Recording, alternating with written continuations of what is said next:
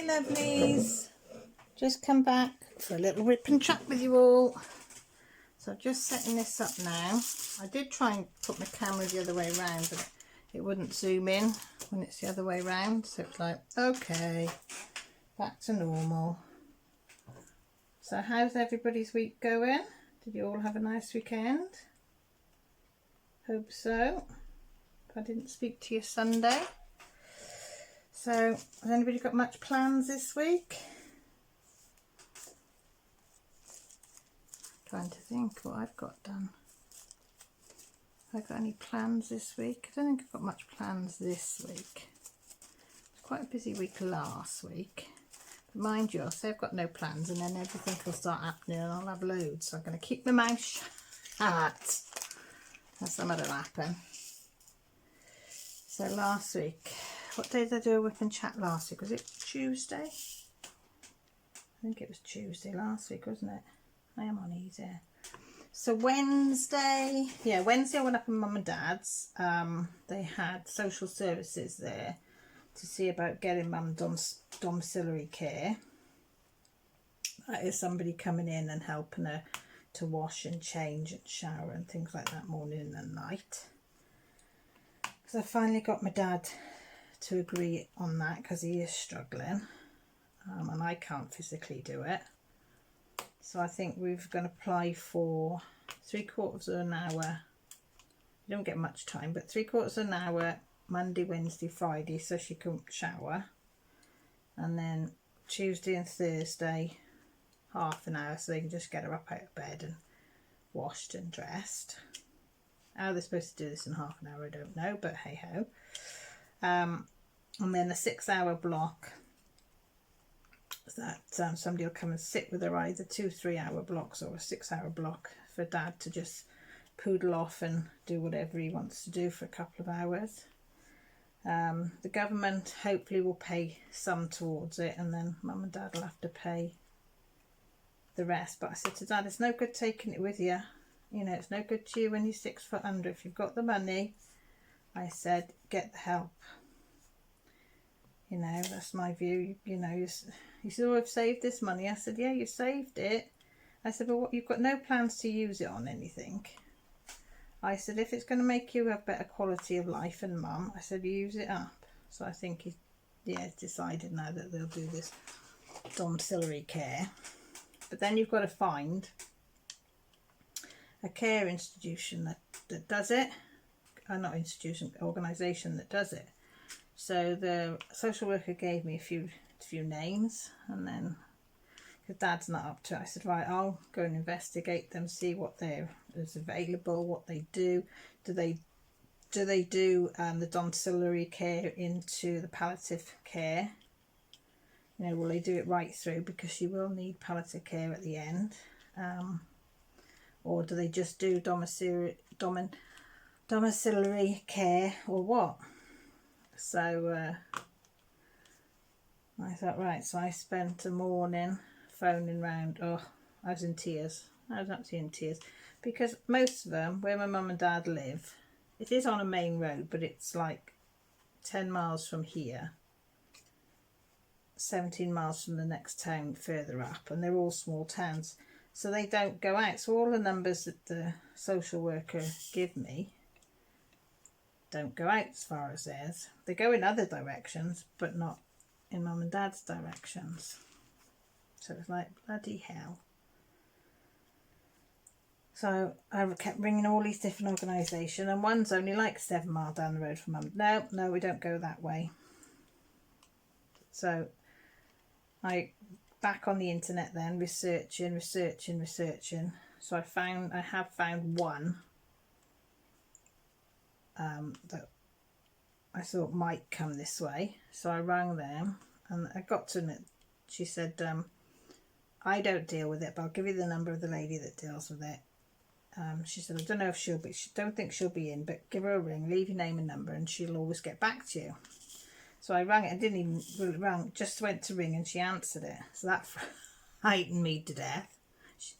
And so I explained the situation and what I wanted and where they lived. And I said, I know, you probably don't do it. She said, oh, actually, yes, we do. She said, we've got somebody that goes somewhat near enough where your mum and dad live.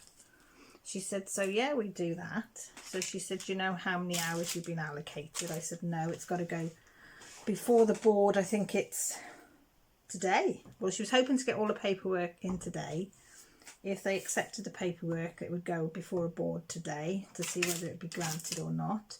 If not, it would be next week. So I said it would be at least 2 to 3 weeks before we can even get anything in place. So she said, no, that's fine. So she's got to that's the point, she hasn't let me know. She's got to let me know how much an hour they are. Then I'll have to work out the finances then. So I thought, well, that's in place. So, and then I'm trying to get hold of the Dementia Society to try and find somebody for Dad to talk to, because when he gets frustrated, he's got nobody to talk to about it. And I mean, he talks to me, but I'm his daughter, and I know it sounds harsh, but I don't want to hear him going off on one because of Mum. I mean, he loves her to bits, don't get me wrong, he's not nasty with her, but he gets so frustrated. And my mum's always been an argumentative sod at times. You know, she'll always be awkward. And with the dementia, it's about 1,000 times worse. And he gets frustrated and then he gets angry. So he usually phones me and vents on me. Well, sometimes I don't want to hear it about my mum. Do you know what I mean? And I don't mean to be mean. I mean, I at the moment, I haven't said anything to him. I just let him rant. And then I come off the phone crying because he's saying stuff about Mum. And he said, I do love her, but, you know, this, that and the other thing, I've had enough, and this, that and the other. And so I just let him talk it out and calm him down and have a little cry with Gran. But I said, if he could talk to somebody that was neutral, I said, that would be even better. But, of course, I'm trying to ring him, and there's no bugger answering. So, and it doesn't go to voicemail either, which is unusual. So I'm going to try again that later. I thought I'd come and do a bit of this first. Oh, I forgot to tell you, didn't I? This is still my Star All one for people that don't know. It is, can you see? Still that one. Still working on it. I got that area there to do. Well, that across there, up there, and then this bit down here. Of course, you can't see up there, can you? Can you see up there? Just a little bit of it. So,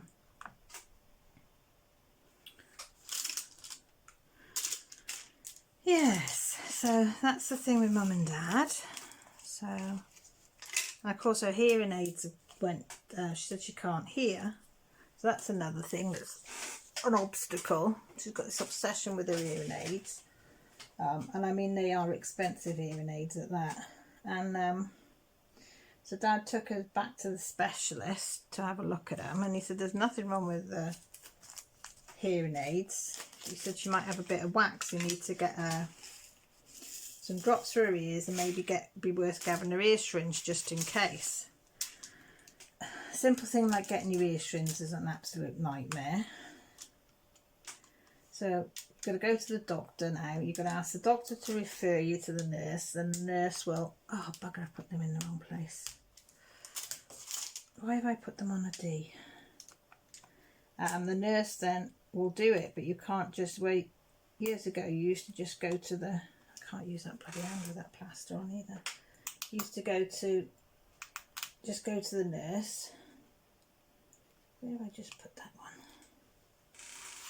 Oh God, look at me. Did it go on there? No, that's a 3. Did you see where it pinged off to? Where it went on? Oh, it doesn't matter. Well, our doctors is in Landrinded Wells, our nurse is in Landrinded Wells. But this referral's gone all the way to Brecon, which is over 40 miles away, 41 miles away, something like that. So Dad phoned them up and said, we haven't heard anything. And said, oh no, the referral's gone to Brecon, they'll decide and then they'll send a letter to you for you to phone us to arrange an appointment. And he said, I just want a bloody appointment. Oh, it doesn't work like that. You've got to follow protocol. Oh, what am I doing? Got to follow protocol. So we're still waiting on that. he keeps doing her hearing aid, so she's absolutely been awful over the weekend because she can't hear. I don't know whether it's she can't hear or she doesn't want to hear. I think some of the times she doesn't want to hear, so she can just sit there. So I said he needs to phone the doctor, chase them up and say it needs to be done ASAP. I said, and maybe the surgery will fit you in, because I've got nurses there that do it. But I don't know whether he'd ring or not. And I said, I can't book her in because I'm not her next of kin. I have tried before, tried to swing the hook, as they say. But no, swing the lead. He said, nope, you're not down as her next of kin, so you can't do anything. So we've got an appointment with the solicitor and the bank on Friday, because we want to put me down as power of attorney for finance and health and well-being. And Dad needs to be on health and well-being because I thought he did both, but he only did finance when he did it before. And I thought the solicitor was going to put him down for both, because I said he needs to be power of attorney for all because she's got dementia and it's just going to get worse, so he needs to be able to do stuff. But no, the solicitor just put down for finance. It's extra money in it for them. Dad said, oh, don't be like that. I said, oh well. So yeah, so got that Friday, so hopefully that'll get sorted Friday. Well, that won't get sorted, it'll have to go off to the High Court in London. The solicitors are so, how much they charge bloody hour, and they are so slow. The last one took, I think, about 6 weeks. I did say to him we can do it online, but he wants to go through, so he knows that it's all done properly. You know, he's old-fashioned that way. Doesn't like doing anything online, which is fair enough. You know, it's his wife and that we're doing it for, so he can say how it's done. So that's that.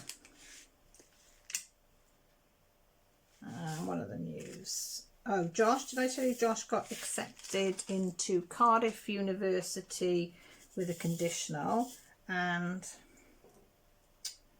what's it called? Aberystwyth University, which is nearer to us, for for a conditional. So he's got Cardiff for a conditional, Aberystwyth for a conditional. So that means as long as he gets the grades that he needs to go into them, he's been accepted. But he has got an unconditional from Hull, and he wanted to go to Hull, was the one that I think he wanted to go to.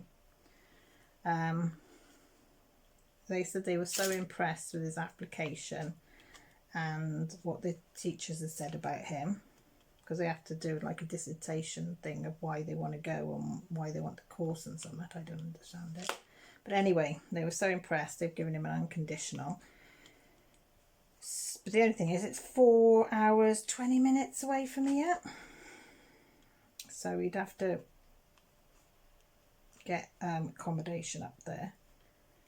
I mean, he's sorting it all out himself. I'll give him due, because I've been honest with him from day one that he said he was thinking of university when he was going, before he went into the sixth form. I said, me and your dad will not be able to help you, mate, because we just haven't got any spare cash. We live week to week, you know. We'd probably be able to get you a few bits and pieces, but not to put you through uni. We just haven't got it. He said, oh, don't worry, Mum. He said, I've looked into the grants and the loans and how to do it, what for and whatever, and how you pay it back and what you could. Apparently that's what they all do. So I said, well, you know, it's your life. You have to decide whether you want to go that route or not. And he obviously does. And that'll cover the accommodation as well. So we're taking him up. He's got not an open day, taster day on the 15th of Feb. So we're going to take him up. Well, either I'm going to take him up or Grant's going to take him up. Sorry, I've got a slurp of tea. Grant won't probably do it. He doesn't really want me to do it, as he thinks it'd be too much for me to drive for 4 hours, over 4 hours. Although Josh could do some of the driving, I said, because he, you know, he's passed his test now, so he could do some driving. but I don't think he said, yeah, but what happens if you take ill and you're all the way up there, and because my health hasn't been too good lately. So he's like, no, you're too far away from me. So if something goes pear-shaped again, which you've had quite a few incidents lately, he said no. So I think he'll be taking him. So they're going to go up on the Valentine's Day, which is fine. We've been married 20 years this year, so I think, you know, doesn't matter. I said I'll see you in the morning, and then can you see where I am there on there? Yeah. I said you'll see me in the morning. So I said, and you know, you can FaceTime and whatever. So I said Josh has got the taster date, but he'll stay on campus on the Friday night to see what the accommodation like. So they put them up on campus, and I said he'll have a taster day, starts at 9. I said but it might not finish till 8. So I said I'll book us in and Premier Inn for the night on the Friday night. I said but you got to check out, I think it's for 12 o'clock, which is quite a late check out, which is nice. So I said what the hell are you going to do from there? I said I'm all right, because I'd take crafting stuff, you know, and sit in the car or whatever, or in a cafe, and you know, take my cross stitch and just cross stitch for, you know, until he was ready. But he said he's going to take some of his carving books up there and maybe draw some templates for some different things and some ideas. And he said I'll just chill out. So I said, oh, okay. I said, but what happens if he's longer than, you know? He said if he is, he is. He said, and anyway, we can always book into another hotel for the night if need be, if we're both too tired to drive. So I said, fine. So I think Josh was looking forward to that. And I'm so pleased for him, because, I mean, when he was in primary school in year 9, so when he was 9, just 9.5, he's got severe dyslexia, which affects not just his reading, his writing, his coordination. You can't sit still, loads of things. And I explained that to him. And Josh was the type of boy, he still is. If he's got something to say, he'll say it. Didn't matter if a teacher was around or not. Somebody pissed him off or picked on him. If they give him a smack, he'd give him a smack back. And I mean, I've brought him up that way. If somebody smacks you, as long as they smacked you first, then you deck them.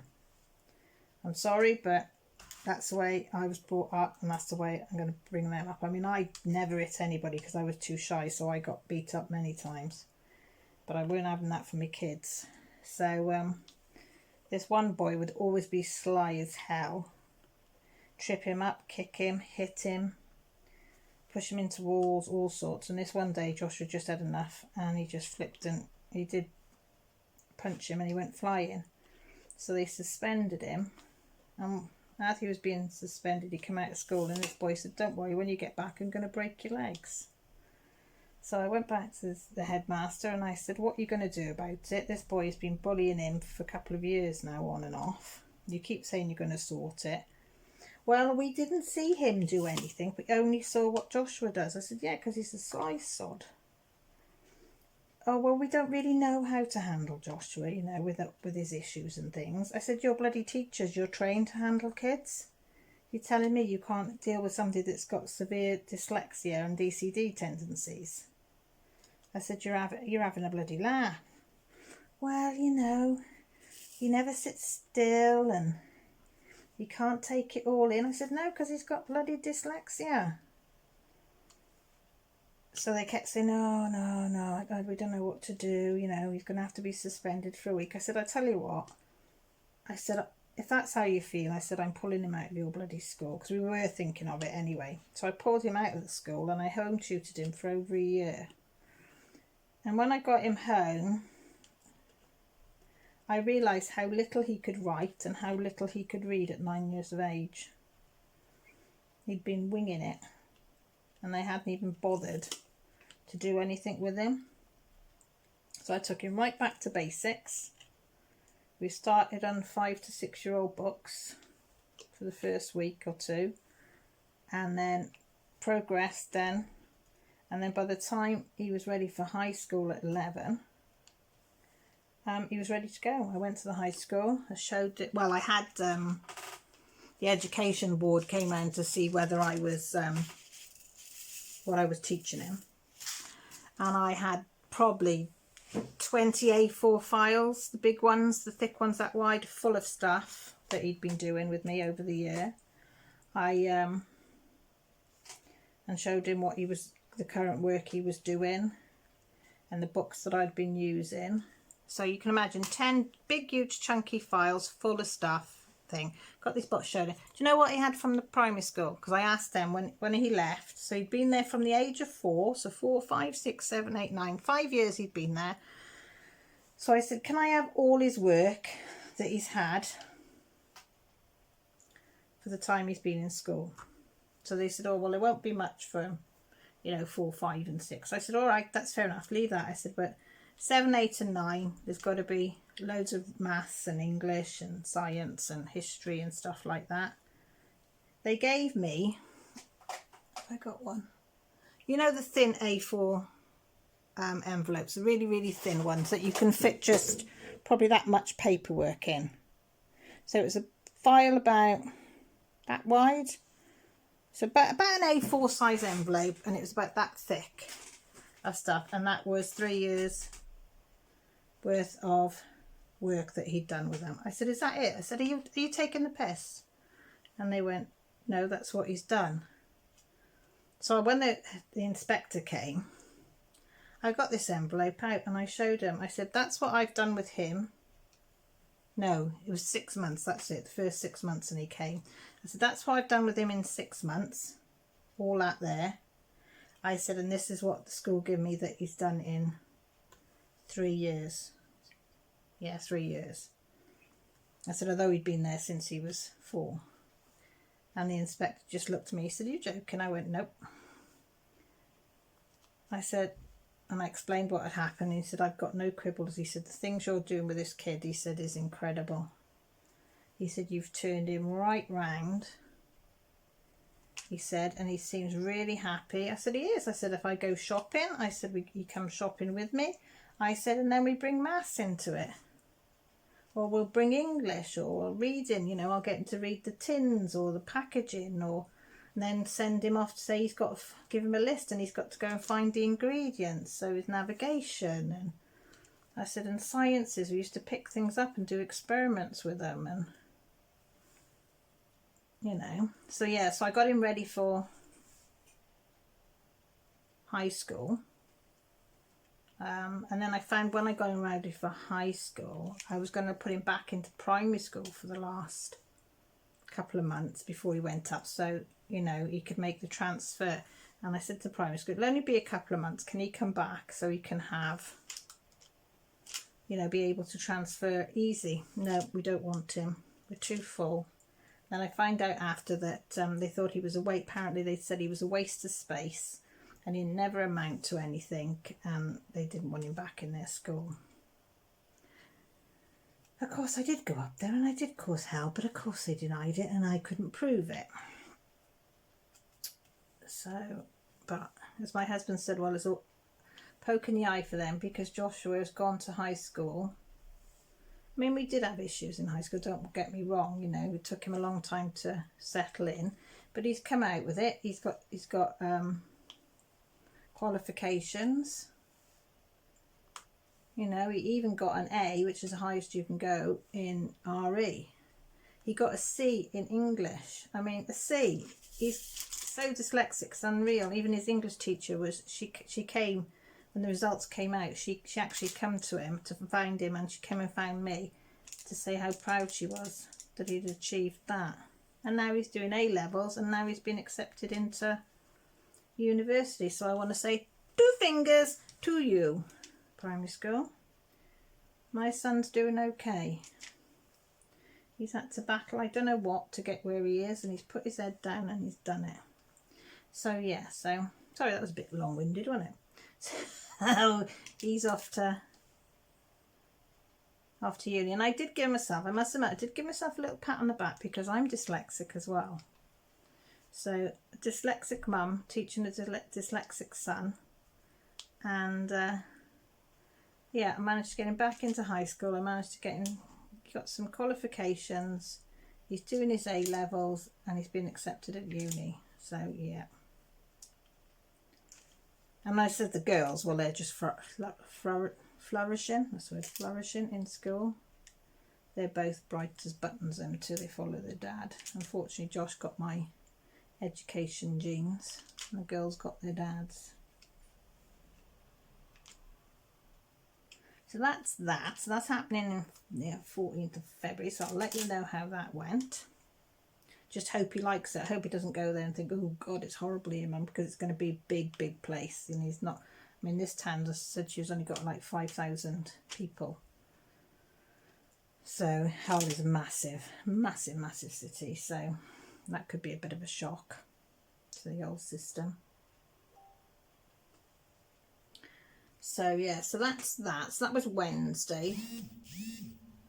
Thursday, what should I do Thursday?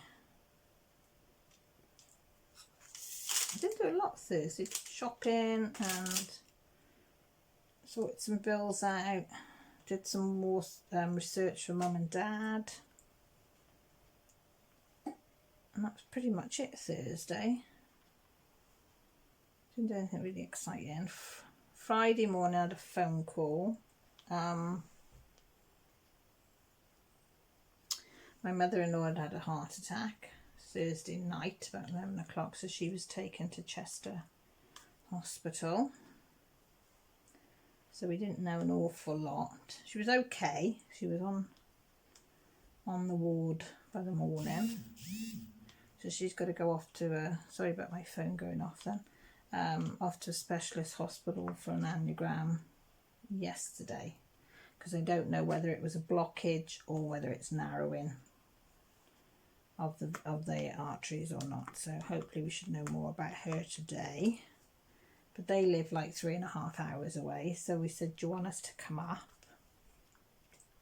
Granddad said no, because I'm back and forth the hospital. Her children are back and forth because it's Grant's stepmom. So they obviously want the visiting times, because there isn't much visiting times. So he said that's fine. So I've been in contact through Messenger, back and forth with her, and then Grant's been phoning his dad every night on an update. I think, you know, when you just think, can anything else happen?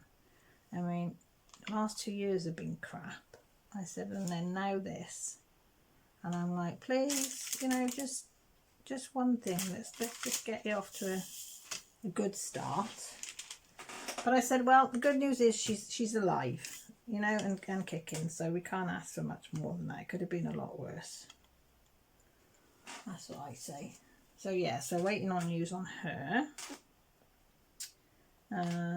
What else happened? Oh, Saturday I did my hand. And boy did it hurt.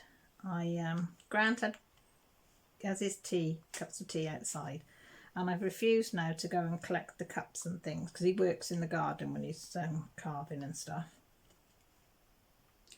So I said to him, I'm fed up of going out there hunting mugs. I said, if they don't come in, they don't get washed. That's it. I'm not hunting. So of course Saturday he came in with he picked up about four, 1, 2, 3, yeah, 4 and a little one.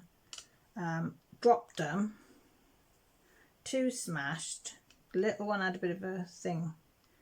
I don't know what he did with the little one. I don't know if that was a chip out of it or whether it smashed. I don't know. He took that anyway. And he put the other 2, he said we're all right, and he put them in the washed up bowl. So Mug in here is washing them, and you know you put your fingers in like that. And this finger was, so the mug was sort of like in there, then fingers were in the mug, and that one was out. And then there was a chip out the side of the cup, and the chip cut from there round to that side and sliced my finger open. And I said, oh dear, that did hurt. Yeah, as if. And there was blood everywhere. So I shouted Grant. I said, just to grab some tissue. More tissue. So I got some tissue. He said, do you need to go to the hospital? I said, nah, I'll be fine. He said, are you sure? I said, no. I said, it's only a cut, it'll be fine. Well, still an hour later I couldn't get it to stop, because every time my hand moved where it was down there, it would just pour with blood again. So he said, come on, let me have a look at it. So He had a look. He said, oh God, I can see the tendon inside. He said, I don't think you've cut it. You might have nipped it, but you've done a good job on slicing it open. So he said, I think I better take you up to the hospital. So I went up there. So he was up there for, I don't know, 40 minutes before we got seen, which is not bad.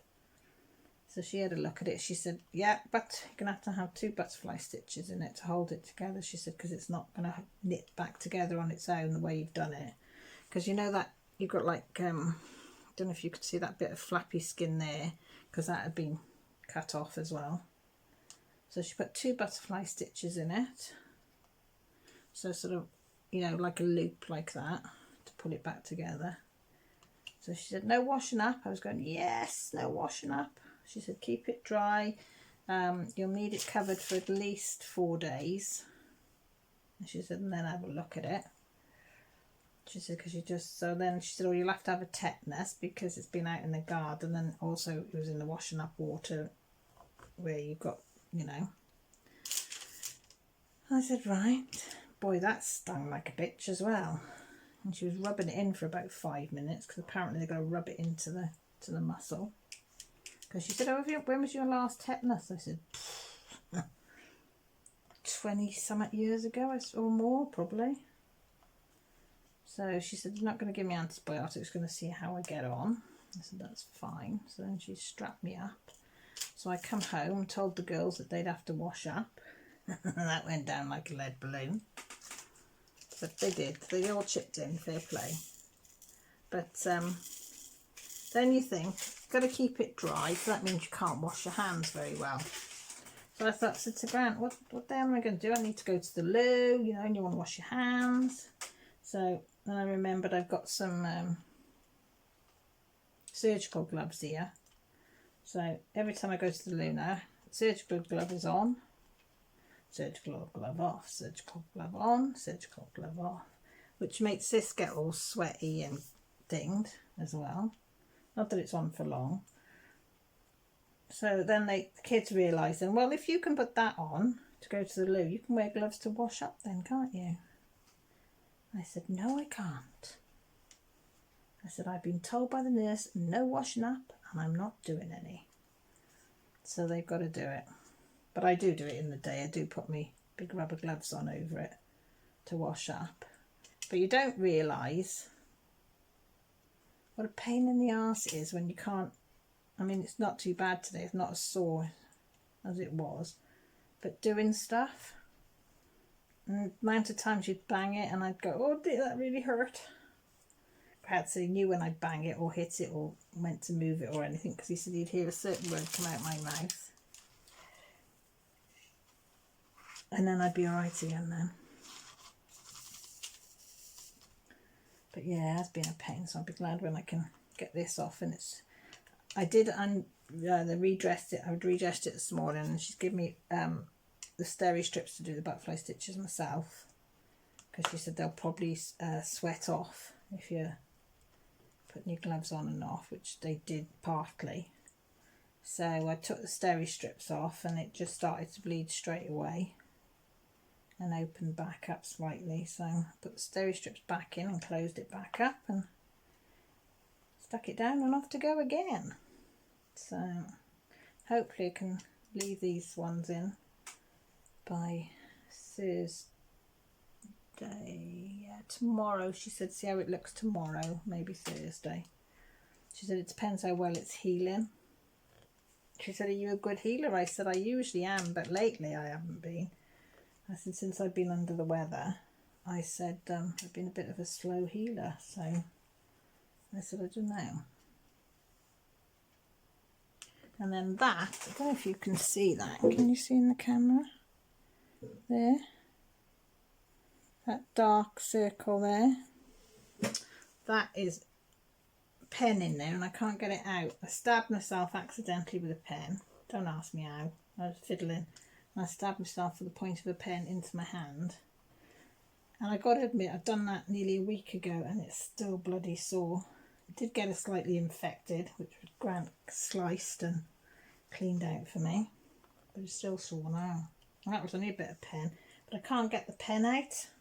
Because I said to Grant, oh, I tried to get him to slice the pen bit out with one of his chisels, because they are like razor blade sharp. They are really sharp. And I said you could slice it and just slice the pen bit out, but he wouldn't. He said you'll have to just wait until it comes out itself. So yeah, but it is still sore just where it is, so I think I might have to get the knife in myself and do it myself, because it's not, I'm sure that's what's stopping it heal properly, is the fact that there's still ink in there. He said, oh, you've got tattoos and stuff with ink. I said, yeah, but it's not the same as pen ink, is it? You know, it's the same principle. Oh, right, okay.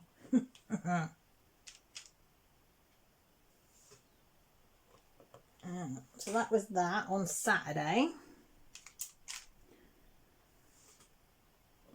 Yeah, me and Millie wrote a menu out for the week on Saturday as well, so I wouldn't have to go shopping all the time and think of something to eat every day. So we've got sweet and sour chicken, Hairy Bikers Diet Edition they've asked for, so I got all the ingredients in for that. So that's what's going to be for tea tonight. Lunch, I think I'm going to have maybe cheese on toast or maybe some noodles. Not sure. Not very hungry, so a lot of half ones in here. Can you see them?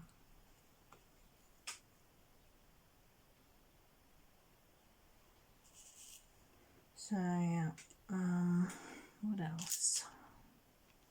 Millie came home ill yesterday, so she phoned me to say that she felt really sick and banging headache, because she's like me, she suffers from migraines. So I said, well, I'm not being funny, but you'll have to decide quick whether you want to come home. I said, because I've only got the car for another 20 minutes, because I've got to go in the garage to have 2 new front tyres. And the tracking done, because when they looked at the handbrake last week, the handbrake was fine, but they said the tracking was out and my 2 front tyres had ball patches on them, so I needed to change them.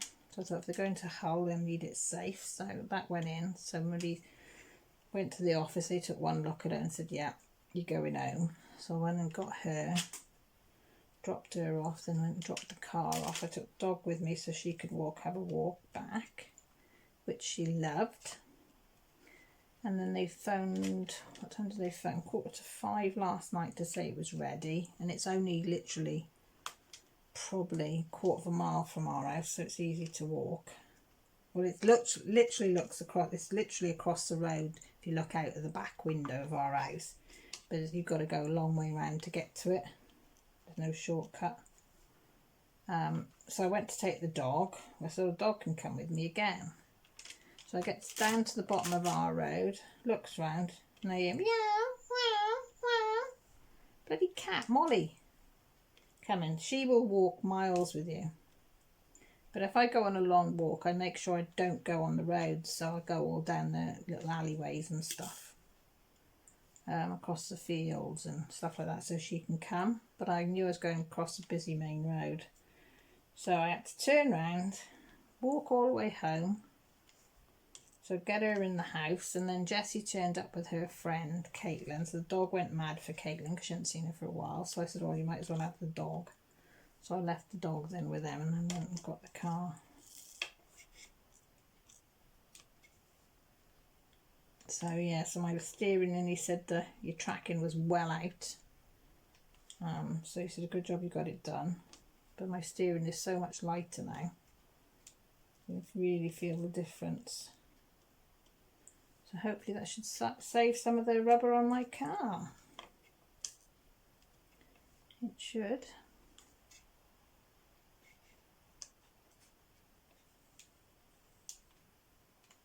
So yeah, we haven't got much on this week.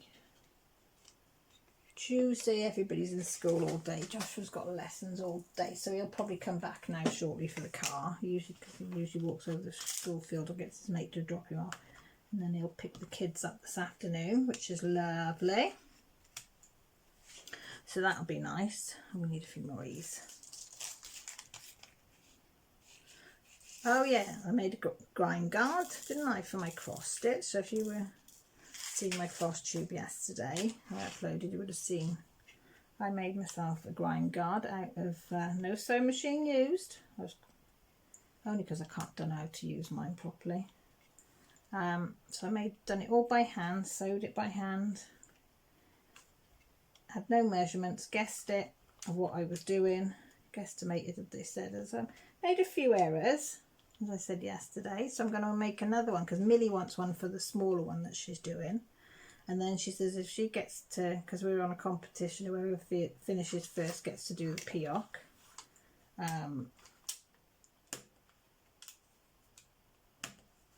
So I'll put a link up to that if I remember. I'll put an eye up if I remember to do that, because I'm crap at stuff like that. I'm only just learning how to do an eye. And then you can see the peoc because it's beautiful.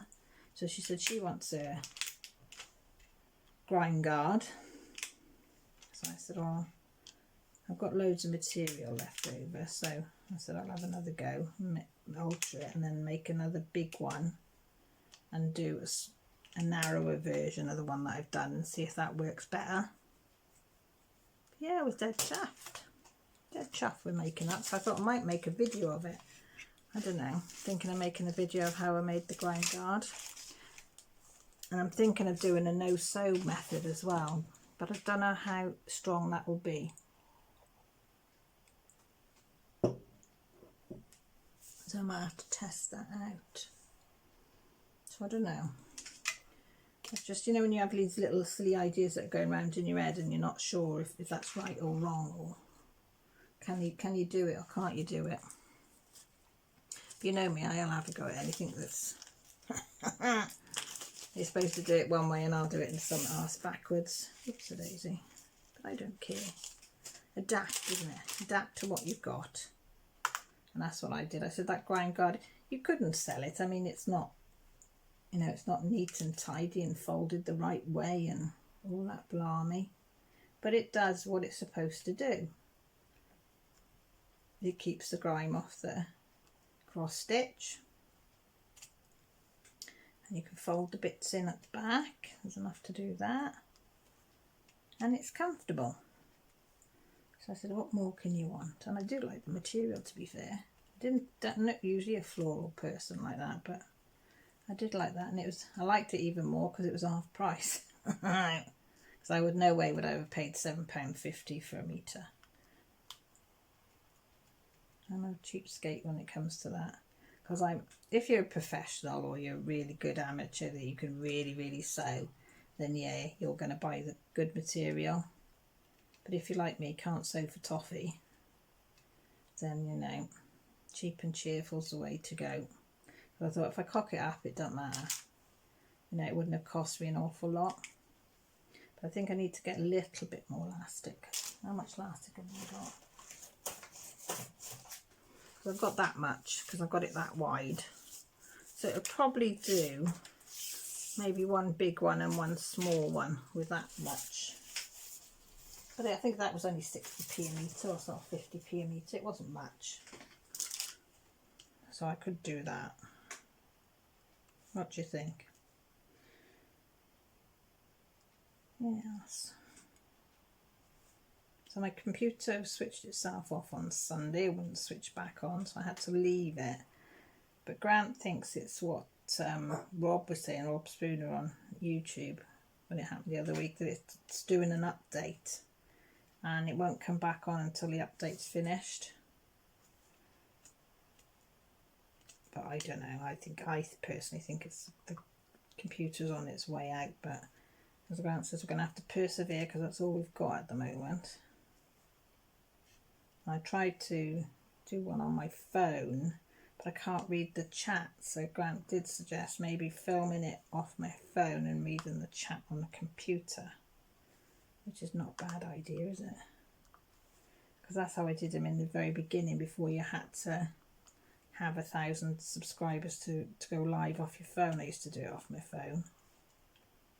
So I said maybe I'll do that.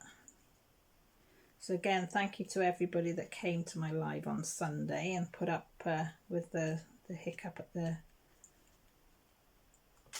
2-hour mark or so, whatever it was, and then you kindly came over to my one on the phone, even though it's a bit hickledy-pickledy. But you were all very supportive, and it did mean a lot. I can't thank you enough. And for the ones that haven't seen the live, you might have noticed I've had a name change. So I'm no longer Cal Withington. I am now Cal's Crafts. I did do a poll on my community, and I thank every single person that did take part in that. I was blown away by how many people actually took the time to vote. So thank you from the bottom of my heart. I really, really appreciate it. But I thought Cal's Craft, so people knew that it was a crafty channel. You know, they could see that, or maybe she's got other stuff that she does, and maybe that would entice them to come and have a look. And I quite liked the name. I thought it was quite catchy. Because Withington is a bit of a mouthful. The best of times. Cal's Crafts just runs off the tongue, as they say. Runs off the tongue. Right, so I've told you that.